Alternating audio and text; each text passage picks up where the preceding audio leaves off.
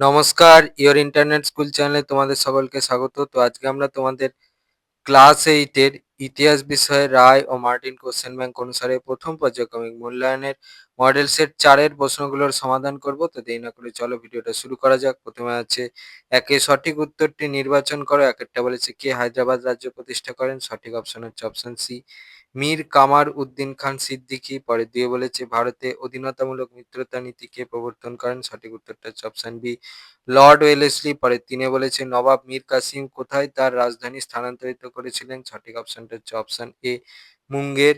পরে চারে বলেছে কাটরা মসজিদ প্রতিষ্ঠা করেন? সঠিক অপশন হচ্ছে অপশন বি, মুর্শিদ কুলি খান। পরে পাঁচে বলেছে স্যার এডওয়ার্ড হাইট ইস্ট কে ছিলেন? সঠিক উত্তরটা হচ্ছে অপশন বি, সুপ্রিম কোর্টের প্রধান বিচারপতি। পরে ছয় বলেছে ফোর্ট উইলিয়াম কলেজ প্রতিষ্ঠিত হয়? সঠিক অপশন হচ্ছে অপশন বি, 1800 খ্রিস্টাব্দে। পরে দিয়ে বলেছে একটি বাক্যে উত্তর দাও, যে কোনো চারটি। এক একটা বলেছে বন্দিবাসের যুদ্ধ কত খ্রিস্টাব্দে হয়েছিল? সঠিক উত্তর হচ্ছে 1760। পরে দিয়ে বলেছে বুরহান উল মুলক কার উপাধি? দেখো উত্তর।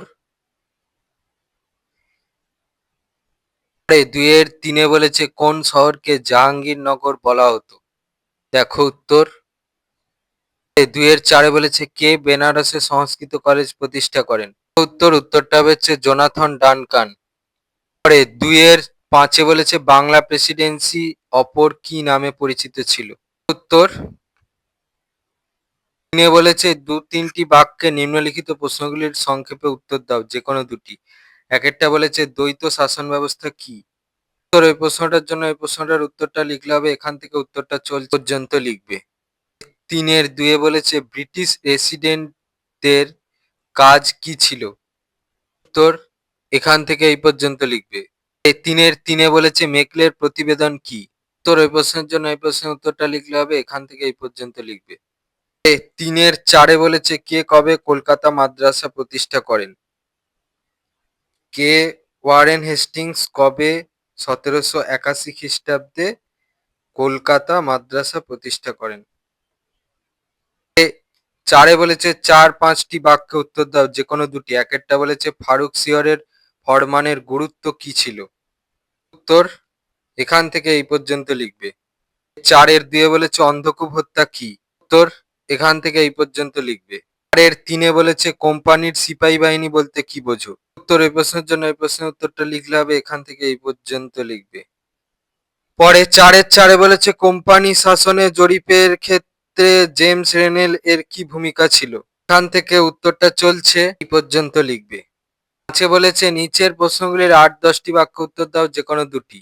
পাঁচের একে বলেছে পলাশির লুণ্ঠন কি? কিভাবে British East India company Bangla, Bihar ও উড়িষ্যার দেওয়ানি লাভ করে? ভাগের প্রশ্নের উত্তরটার জন্য দেখো এই প্রশ্নের উত্তরটা লিখতে হবে এখান থেকে এই পর্যন্ত লিখবে। দ্বিতীয় ভাগের প্রশ্নের উত্তরটার জন্য এই প্রশ্নটার উত্তরটা লিখতে হবে এখান থেকে এই পর্যন্ত লিখবে।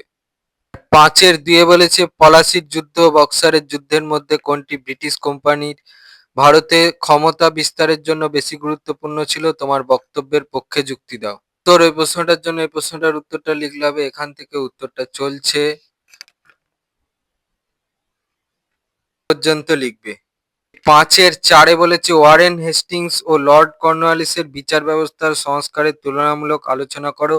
ওই সংস্কারগুলির প্রভাব ভারতীয়দের ওপর কিভাবে পড়েছিল? দেখো উত্তর, এখান থেকে উত্তরটা চলছে পর্যন্ত লিখবে।